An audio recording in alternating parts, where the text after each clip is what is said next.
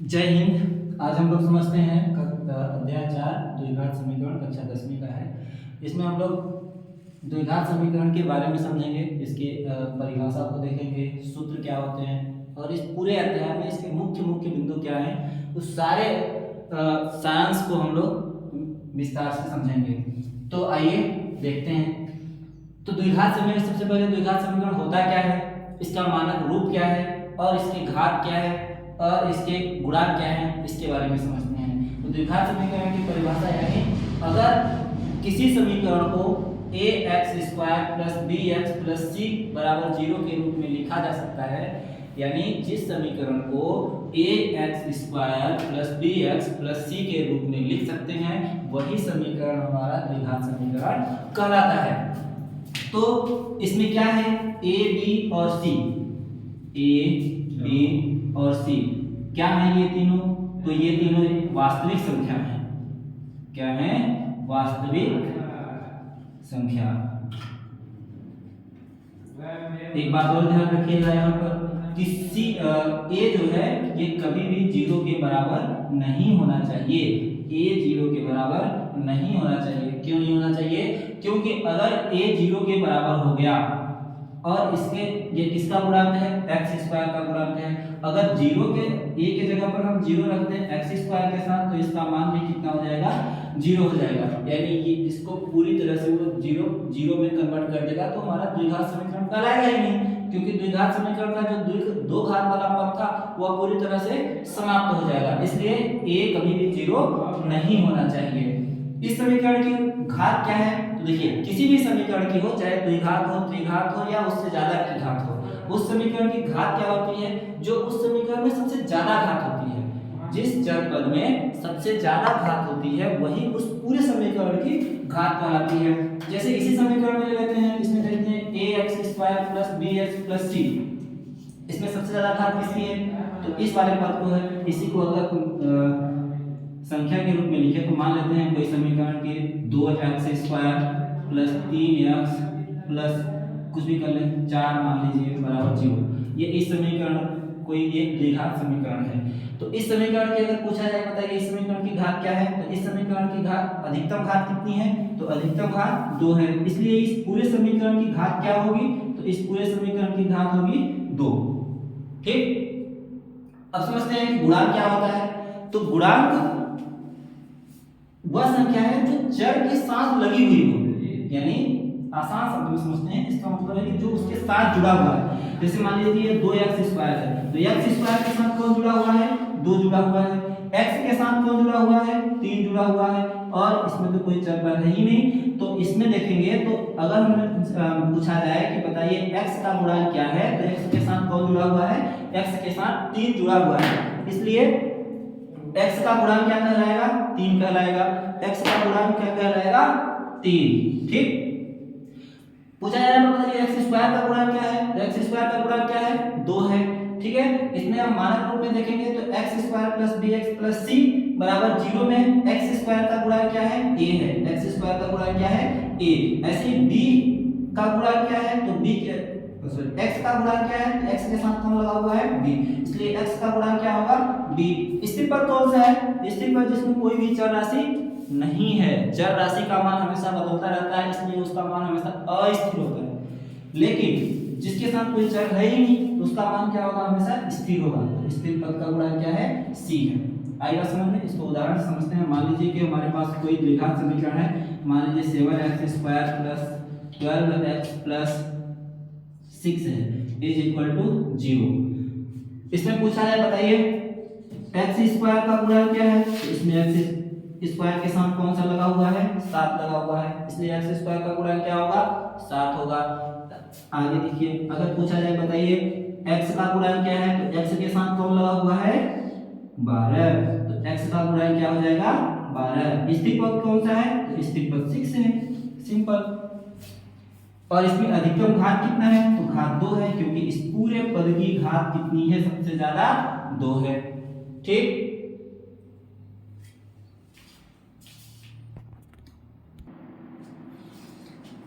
आगे हम लोग समझते हैं विविक्त। विविक्त क्या है, तो डी बराबर बी स्क्वायर माइनस 4ac इसका फॉर्मूला होता है विभेदक निकालने के लिए। और इसके मूलों की प्रकृति देखते हैं, इसको मूलों की प्रकृति कब क्या और कैसा होता है। जब d का मान 0 से ज्यादा हो, जब विभेदक d का मान 0 से ज्यादा होता है तो दो भिन्न का मूल कैसा होगा, वास्तविक होगा। और शर्त क्या है कि बी स्क्वायर माइनस 4ac ज्यादा होना चाहिए 0 से। इसी प्रकार से b अगर 0 के बराबर हो तब कैसा मूल होगा, तो ये इसके मूल कैसे होंगे, समान होंगे और वास्तविक होंगे। इसके मूल अलग अलग होंगे और वास्तविक होंगे कब, जब b 0 से बराबर हो। लेकिन जब b 0 के बराबर होता है तो मूल कैसे होते हैं, समान होते हैं। और इसको प्रकृति कैसी होती है, वास्तविक होती है। क्या होना चाहिए इसमें, बी स्क्वायर माइनस 4ac किसके बराबर होना चाहिए, 0 के बराबर होना चाहिए। अगले स्थिति में d अगर 0 से कम है तो क्या होगा, तो मूल कैसे होंगे, काल्पनिक होंगे। क्योंकि जब इसका ऐसा मान आता है, ऐसा कोई वास्तविक मान होता ही नहीं है, इसलिए इसको मान लेते हैं कि कैसा मूल है, काल्पनिक मूल आता है। ठीक है, और इसका शर्त क्या होना चाहिए कि बी स्क्वायर माइनस 4ac जो है वो कम होना चाहिए 0 से। ठीक, इसको उदाहरण समझते हैं। मान लीजिए कि कोई मानक रूप है ax² plus bx plus c बराबर 0 है, जो द्विघात समीकरण का मानक रूप होता है। ठीक है, तो इसमें b स्क्वायर माइनस 4ac करेंगे तब इसका क्या निकलेगा, विभेदक निकलेगा। और विभेदक का मान निकलने के बाद ही हम लोग पता लगा सकते हैं कि इसके जो मूल हैं वो अलग अलग हैं या समान हैं, वास्तविक हैं या काल्पनिक हैं। तो जब b बड़ा होगा 0 से तो b मूल अलग अलग होंगे और इसका प्रकृति कैसी होगी, वास्तविक होगी। अगर d 0 के बराबर है तो मूल समान होंगे, दोनों मूल एक ही होंगे, समान होंगे और मूलों की प्रकृति कैसी होगी, वास्तविक होगी। जब d छोटा होगा किससे, 0 से, तो मूलों की प्रकृति कैसी होगी, काल्पनिक होगी। मान लीजिए कि कोई समीकरण हमने ले लिया x² माइनस 3x प्लस 1 बराबर 0। तो एक जो निकाल कर समझते हैं तो क्या हो जाएगा, d बराबर क्या होता है, b स्क्वायर माइनस 4ac। तो यहाँ पर हम लोग देखेंगे कि इसमें a क्या है, a बराबर कितना है, 1 है, क्योंकि x स्क्वायर का गुणा कितना है, 1 है। b बराबर क्या है, -3 है और c बराबर क्या है, 1 है। a का मान इस समीकरण से देखेंगे तो 1 है, b का मान -3 है और c का मान क्या है, 1 है। इसमें रखते हैं इस फॉर्मूले में, तो क्या आ जाएगा आपका b का मान कितना है, -3, तो -3 का स्क्वायर माइनस 4 और a कितना है, 1, तो 4 × 1 और c का मान कितना है, c का मान भी 1 है, तो 4 × 1 × 1 कितना मान आ जाएगा, 3 × 9 -4, सॉरी -4। तो इसका मूल मान कितना आ जाएगा, 5। अभी देखिए, ठीक है, तो देखते हैं a का मान कितना आया, 1, b का मान कितना आया, -3 और c का मान कितना आया, 1। अब इस विभेदक को निकालते हैं। विभेदक को निकालने का एक फॉर्मूला है b स्क्वायर माइनस 4ac। तो b के जगह पर क्या रखेंगे, -3, तो b स्क्वायर है इसलिए -3 का स्क्वायर, ठीक, -4 × a का मान कितना है, 1, b का मान सॉरी c का मान कितना है, 1। तो क्या हो जाएगा, यहाँ से 3 का वर्ग करेंगे -3 का तो कितना होगा, 3 × 9 और 4 का पूरा 1 के साथ करेंगे और उसका पूरा फिर 1 के साथ करेंगे तो 4 1 कम 4 हो जाएगा। घटाते हैं कितना आ गया, 5। क्या 0 से ज्यादा है या कम है, तो 5 0 से ज्यादा है, यानी इसका मूल कैसा आएगा, इसके दो मूल अलग अलग आएंगे और ऐसे इसकी प्रकृति कैसी होगी, समान होगी। ठीक है, सॉरी वास्तविक होगी, मूल भिन्न भिन्न आएंगे और प्रकृति इसकी कैसी होगी, वास्तविक होगी।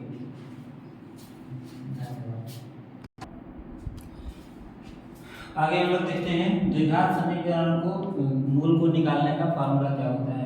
तो मान लीजिए कोई समीकरण है ax² plus bx plus c बराबर 0।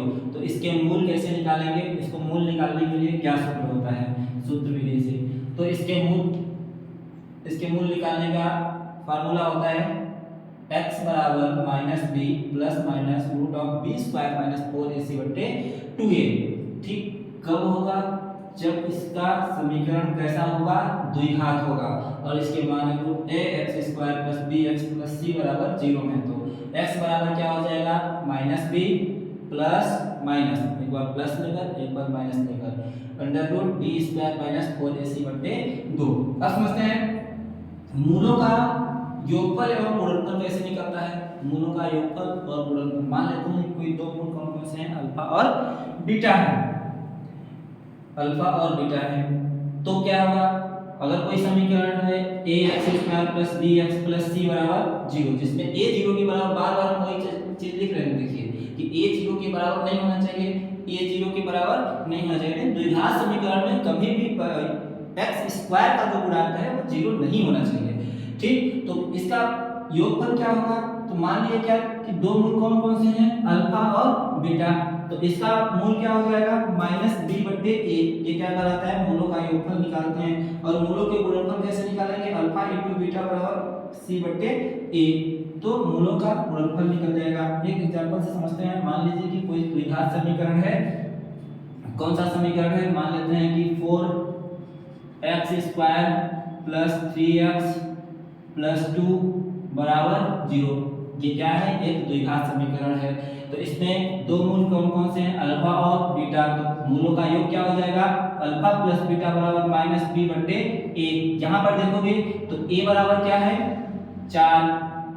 कैसे पता हमको कि a बराबर 4 है, क्योंकि इस समीकरण का तुलना हमने मानक समीकरण से किया। मानक समीकरण क्या है, ax² + bx + c। जैसे यहाँ पर लिखिए, अगर 4x² + 3x + 2 बराबर 0, इस समीकरण की तुलना अगर इस मानक समीकरण से करेंगे तो क्या हो जाएगा, a बराबर 4 और b बराबर क्या आ जाएगा, 3 और c बराबर क्या होगा, 2, ठीक। देखिए ध्यान से, a के जगह पर क्या है, 4x² का गुणांक यहाँ पर a है और यहाँ पर x² का गुणांक क्या है, 4 है, इसलिए a का मान क्या होगा, 4। ऐसे ही x का गुणांक क्या है यहाँ पर, b, और यहाँ पर x का गुणांक क्या है, 3। तो b का मान क्या हो जाएगा, 3 और c का मान कितना है, 2। तो यहाँ से हम लोग मूलों का योगफल निकालेंगे। तो अल्फा + बीटा बराबर क्या होता है, -b/a। तो b का मान अभी क्या आया, 3 और माइनस में है तो -3। a का मान क्या आया, 2। तो मूलों का योगफल कितना आ गया, अल्फा + बीटा बराबर -3/2। इसी प्रकार से गुणनफल भी देखेंगे कि मूलों का गुणनफल कैसे निकलता है। तो मूलों का गुणनफल अल्फा × बीटा बराबर c/a, अल्फा × बीटा बराबर c/a, अल्फा × बीटा बराबर c/a। c का मान क्या है, 2 है, a का मान कितना है, 4 है। माफ कीजिएगा, थोड़ा सा देखिए, a का मान क्या है, यहाँ पर 4 है, इसलिए a की जगह पर क्या रखेंगे, 4। तो योगफल क्या आएगा, 4, ठीक। यहाँ पर भी रखेंगे a का मान कितना है, 4। तो गुणनफल कितना आ गया, गुणनफल कितना आ जाएगा, 2 × 2 2 दूना 4। तो 1/2 इसका गुणनफल हो जाएगा और एक योगफल कितना होगा, -3/4, ठीक है।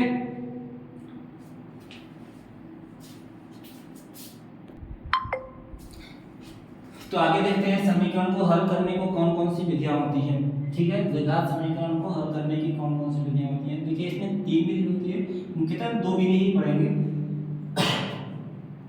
गुणनखंड विधि और पूर्ण वर्ग विधि। गुणनखंड विधि क्या होता है, जैसे मान लीजिए कोई समीकरण का मानक रूप ax² + bx + c बराबर 0 है, तो इसको हम लोग x - अल्फा और x - बीटा के बराबर 0 के रूप में करके हल कर सकते हैं। पूर्ण वर्ग विधि क्या कहता है कि पूर्ण वर्ग विधि मतलब कोई समीकरण है, द्विघात समीकरण ax² + bx + c बराबर 0, तो इसमें कैसे वर्ग करके इसका निकालेंगे। तो दोनों ओर क्या करेंगे, पहले दोनों पक्षों में a का भाग करेंगे, दोनों पक्षों में a का भाग देंगे, फिर क्या करेंगे, जो LHS होगा लेफ्ट हैंड साइड होगा उसमें x + b/2a का वर्ग करके वर्ग के रूप में लिखेंगे। फिर RHS को हल करेंगे, तो RHS को जैसे ही हल करेंगे फिर हमें उसका वर्गमूल निकालेंगे। वर्गमूल निकालने के बाद हमें x का मान मिलेगा। फिर से समझते हैं कि पूर्ण वर्ग विधि को कैसे निकाला जा सकता है। तो कोई मानक समीकरण है ax square plus bx plus c बराबर 0। तो सबसे पहले इसमें दोनों पक्षों में, दाहिने पक्ष में भी और दाहिने पक्ष में भी क्या करेंगे, 1 से भाग देंगे। फिर जो दायां पक्ष होगा उसमें हम क्या करेंगे, x प्लस b बटे 2a का वर्ग के रूप में लिखेंगे। फिर RHS को हल करेंगे और हल करके उसका वर्ग करेंगे, तो वर्ग करने पर हमें x का मान मिलेगा।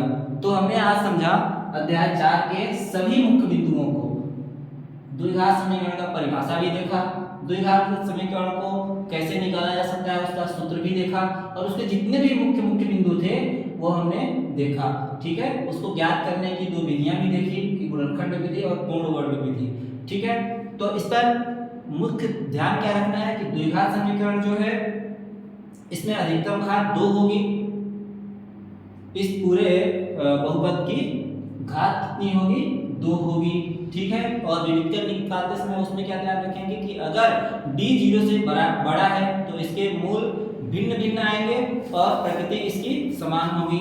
ऐसे ही अगर d बराबर है इसके 0 के तो इसके मूल समान होंगे और इसकी प्रकृति वास्तविक होगी।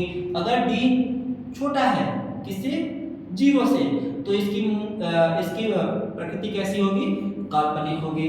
ठीक, धन्यवाद।